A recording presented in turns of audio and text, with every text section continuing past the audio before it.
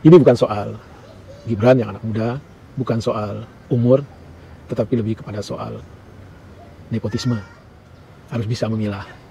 Ini ada ruang publik, ada pertaruhan 260 juta manusia yang nasibnya akan ditentukan oleh kadar kemampuan leadership seseorang atau seorang pemimpin. Jadi ini yang paling banyak membuat ketidakpuasan masyarakat.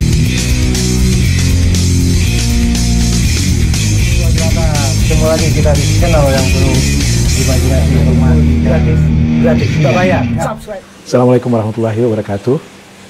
Senang jumpa lagi dengan teman-teman sobat Kicau Jelata. Menunggu berbuka, Bakica ingin kita berkicau berceloteh soal pemilu yang kemarin baru saja KPU telah mengumumkan hasil-hasilnya, baik itu pemilu presiden maupun pemilu legislatif.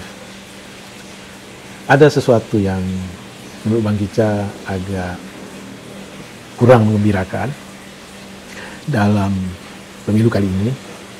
Meskinya kan pemilu usai, lalu masyarakat kembali suai. Ada kegembiraan yang namanya pesta demokrasi, memilih atau seleksi ulang kepemimpinan nasional, lalu mandat sudah diberikan oleh masing-masing warga negara yang berhak memilih, dan selanjutnya hasil sudah diumumkan oleh penyelenggara.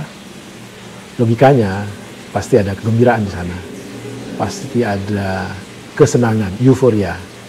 Tapi yang Bang Kica lihat kali ini jauh dari apa yang Bang Kica harapkan atau kita semua harapkan. Kita lihat pasca pemilihan suara tanggal 14 Februari, berjilid-jilid demonstrasi yang dilakukan oleh kelompok masyarakat, mulai dari budayawan, cendekiawan, mahasiswa, kaum buruh, kaum tani,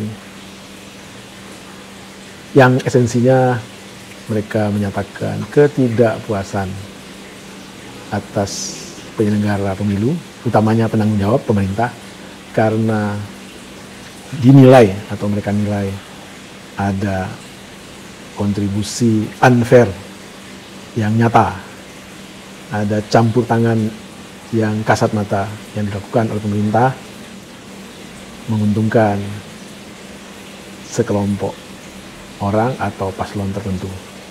Itu yang kita lihat. Teman-teman, kenapa terjadi katakanlah ketidakpuasan, protes, demonstrasi besar-besaran oleh kelompok masyarakat terhadap penyelenggaraan pemilu kali ini? Menurut Bang Kica ini ada problem utamanya, bahwa fokus penguasa itu lebih kepada politik elektoralnya. Itu pemilu, itu adalah politik elektoral. Dan di sisi lain mengabaikan apa yang disebut dengan politik moral. Politik elektoral itu bicara angka, bicara keterwakilan, bicara representatif dari satu populasi. Sementara politik moral itu bicara etika, bicara nilai, bicara value, bicara esensi dari jati diri kita sebagai manusia. Mari kita bahas dulu politik elektoral. Ada dua politik elektoral yang dilaksanakan di pemilu tanggal 14 Februari yang baru lalu. Pertama adalah pemilu Pilpres yang maju ada 3 pasangan calon, yaitu Anies dengan Muhaimin, Prabowo dengan Gibran, lalu Ganjar dengan Mahfud. Sementara untuk partai politik ada 18 partai politik yang ikut disahkan KPU bisa maju di kontestasi Pileg di 2024 ini.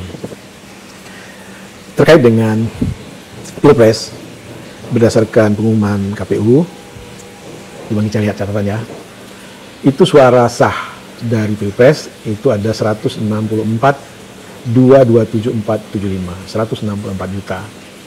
Partisipasi yang cukup tinggi dari 200 juta DPT, 200 juta lebih sedikit. Dan alokasi dari suara sah Pilpres ini, itu pasangan Anies dan Muhaimin memperoleh 41.138.982 suara. Pasangan nomor urut 2 Prabowo Gibran memperoleh 96.089.495 suara. Sementara Ganjar dan Mahfud memperoleh 26.998.996 suara. Atau dalam persentase, Anies itu memperoleh 25,05%, Prabowo Gibran 58,51%, Ganjar 16,44%. Sekarang mari kita lihat perolehan suara dari Pileg. Kita mau bacakan dalam persentase saja. Satu itu PDIP memperoleh 16,72%, Golkar 15,29%, Gerindra 13,22%, PKB 10,62%, Nasdem 9,66%, PKS 8,42%, Demokrat 7,43%, PAN 7,24%, P3 3,87%, PSI 2,81%, Perindo 1,29%, Gelora 0,84%, Hanura 0,72%, Partai Buruh 0,64%, Partai Umat 0,42%, Partai Bulan Bintang 0,32%, Partai Garuda 0,27%, dan PKN 0,22%. Nah, sekarang kalau kita sandingkan perolehan suara paslon dengan kumulatif dari suara partai pendukung, itu adalah seperti ini nih. Anies itu didukung oleh PKB, PKS, Nasdem, dan Umat. Total perolehan dari 4 partai ini itu 29,12%. Sementara suara Anies 25,05%. Artinya jauh lebih besar secara kumulatif suara yang diperoleh oleh kelompok partai yang mendukung Anies. Selisihnya itu adalah 4,07%. Lalu Prabowo perolehan suara Pilpresnya 58,51%. Sementara kumulatif perolehan suara dari partai pendukung pasangan Prabowo Gibran adalah 48,28%. Artinya apa? Perolehan suara Prabowo Gibran jauh lebih besar dari perolehan suara kelompok partai yang mendukungnya. Selisihnya itu adalah 10,23%. Lalu pasangan Ganjar Mahfud, perolehan suara mereka adalah 16,44, sementara perolehan suara kelompok partai yang mendukung Ganjar Mahfud adalah 22,60%. Artinya apa? Jauh lebih besar perolehan suara partai yang mendukung Ganjar Mahfud dibanding suara Ganjar Mahfud. Jadi yang trennya sama adalah pasangan Amin dengan Muhaimin, Ganjar dengan Mahfud, bahwa suara partai atau gabungan suara partai yang mendukung mereka itu jauh lebih besar dari perolehan suara mereka. Sementara untuk Prabowo Gibran, gabungan suara partai yang mendukung mereka itu jauh lebih kecil dari suara yang mereka peroleh. Bagaimana gambarannya secara angka? Secara angka, pasangan Anies Muhaimin itu memperoleh suara 41.138.982. Sementara kelompok partai pendukung pasangan ini di Pileg itu memperoleh suara 44.203.178. Artinya apa? Ada selisih 3.064.196 suara dari kelompok partai ini lebih tinggi dibanding perolehan suara Anies dan Muhaimin. Lalu pasangan Prabowo Gibran memperoleh suara 96.089.495, sementara kelompok partai pendukungnya itu memperoleh suara 73.287.413. Artinya apa? Terdapat selisih 22.802.082 suara Prabowo Gibran jauh lebih tinggi dari kelompok partai yang mendukungnya. Lalu pasangan Ganjar Mahfud memperoleh suara 26.998.996, sementara kelompok partai yang mendukung paslon ini itu memperoleh suara 34.306.038. Artinya terdapat selisih suara 7.307.042 dari gabungan partai politik yang mendukung mereka itu lebih tinggi dibanding perolehan suara Ganjar Mahfud. Jadi ini gambaran statistik. Bang Ica nggak tahu apakah ini ada korelasinya dengan apa dan dengan apa, boleh didalami. Yang jelas di sini ada anomali dari suara Prabowo Gibran, pasangan Prabowo Gibran, yang berselisih positif atau jauh lebih besar dibanding kelompok pileg, suara kelompok pileg yang mendukung mereka. Sementara suara paslon Anies Muhaimin, paslon Ganjar Mahfud, itu perolehan mereka jauh lebih rendah dari kelompok partai yang mendukung mereka. Itu dari sisi politik elektoral, politik angka-angka. Dan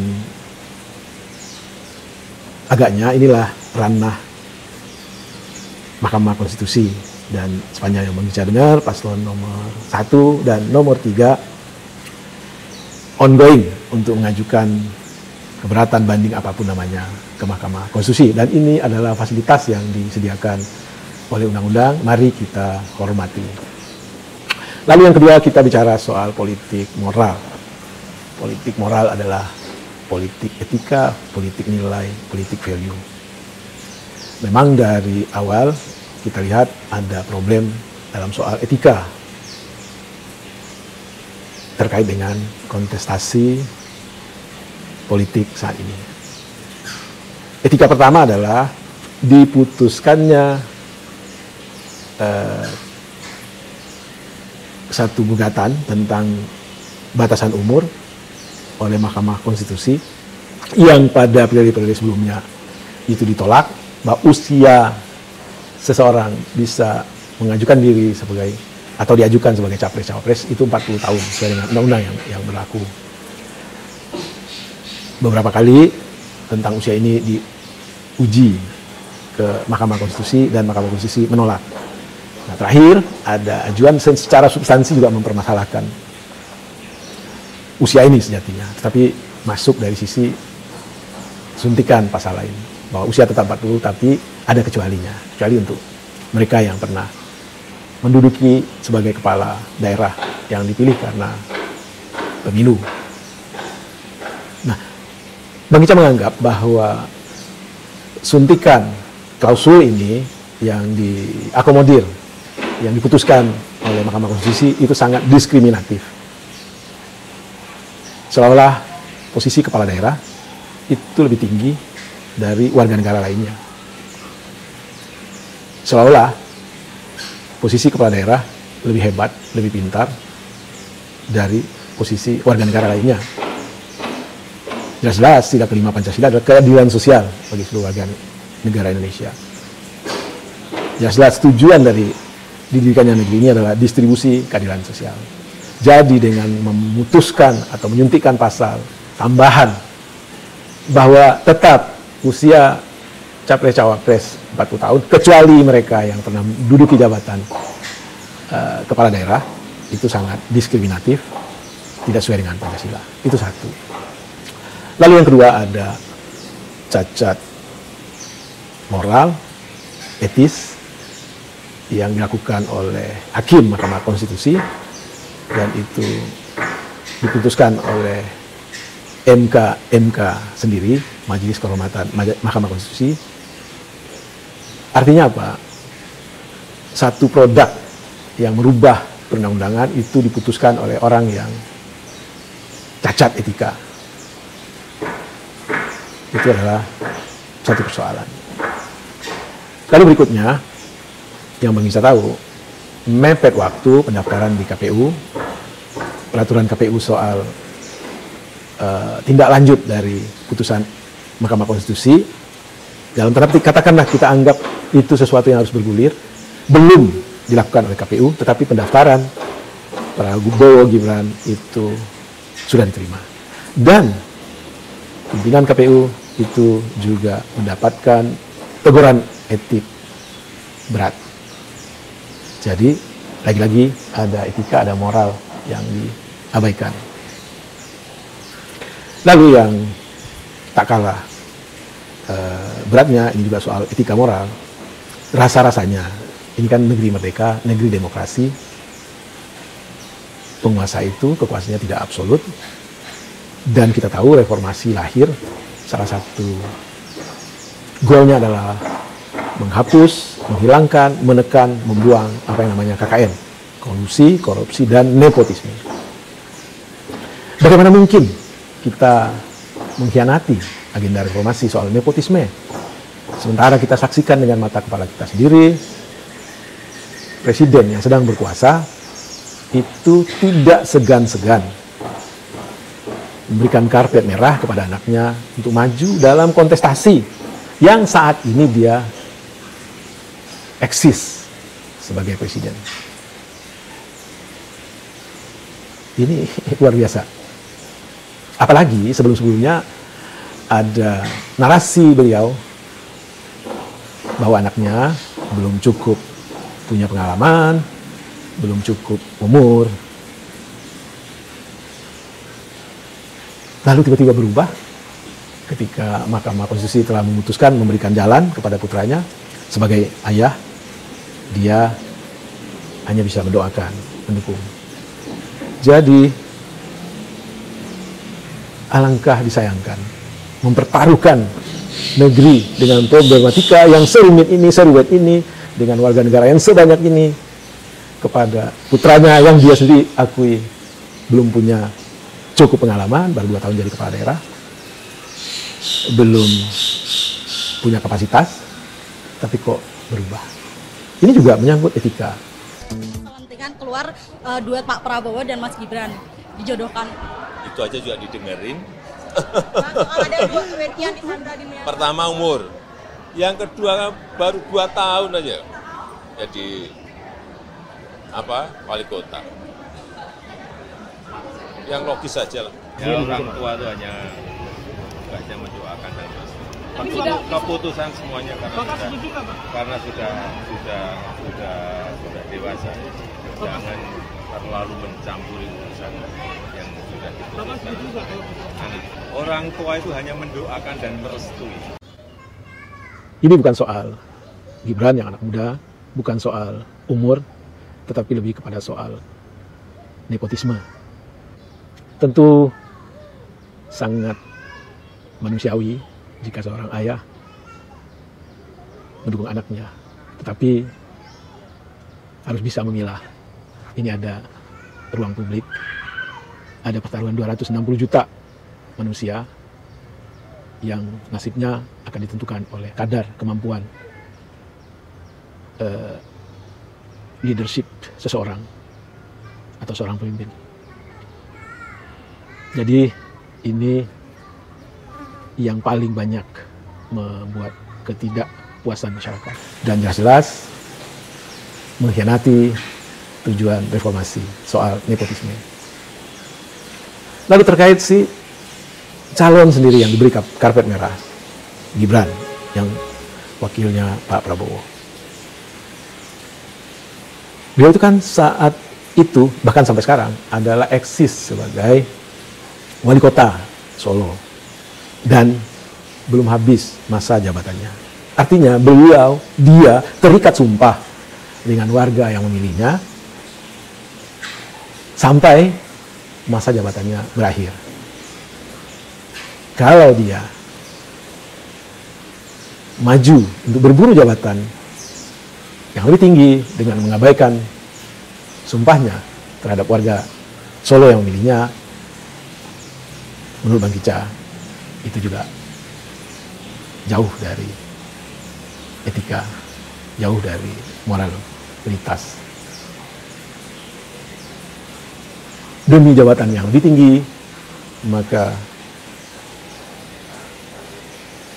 kewajiban, sumpah, janji yang melekat akan stay, tetap berada di tengah-tengah warganya, menjadi pemimpin daerah, ditinggalkan. Sekali lagi, ini tidak beretika menurut Bang Ica. Lalu yang terakhir terkait dengan Pak Prabowo sebagai seorang politikus senior, sebagai seorang mantan perwira yang punya jiwa sabta marga, sebagai seorang intelektual, dan sejauh yang Bang Ica tahu sebagai kesatria, Pak Prabowo menjunjung tinggi etika dan moralitas. Tetapi untuk yang kali ini, sebagai mantan pendukung Pak Prabowo di Pilpres 2019, bukan sekedar pemilih, tetapi mendeklarasikan, mendirikan relawan, berdarah-darah, berpanas-panas, berhabis uang, Bang Ica jujur kecewa dengan treatment seorang kesatria Pak Prabowo kali ini. Yang dia tahu persis ada masalah etika dengan calon wakil yang dia ambil. Tetapi toh dia mengambilnya, dia bersedia, bahkan dia menyanjung-nyanjung anak muda yang hadirnya di kontestasi kali ini syarat dengan rentetan-rentetan pelanggaran etika. Jadi teman-teman, sekali lagi kita bersedih. Mau dibawa kemana negeri ini? Kalau fokus para politisi itu, orang-orang hebat itu adalah politik elektoral dan mengabaikan politik moral, maka apa yang akan terjadi? Unpredictable. Manusia nggak bisa membayangkan bagaimana sulitnya hari-hari Pak Prabowo ke depan. Katakanlah beliau jadi dilantik dengan memanggul beban berat soal pendampingnya yang masyarakat anggap jauh dari nilai-nilai etika moral proses lahirnya orang tersebut. Teman-teman, demikian kicau pendek sambil menunggu berpuasa. Wabillahi taufiq wal hidayah. Assalamualaikum warahmatullahi wabarakatuh. Salam sehat dan tetap semangat.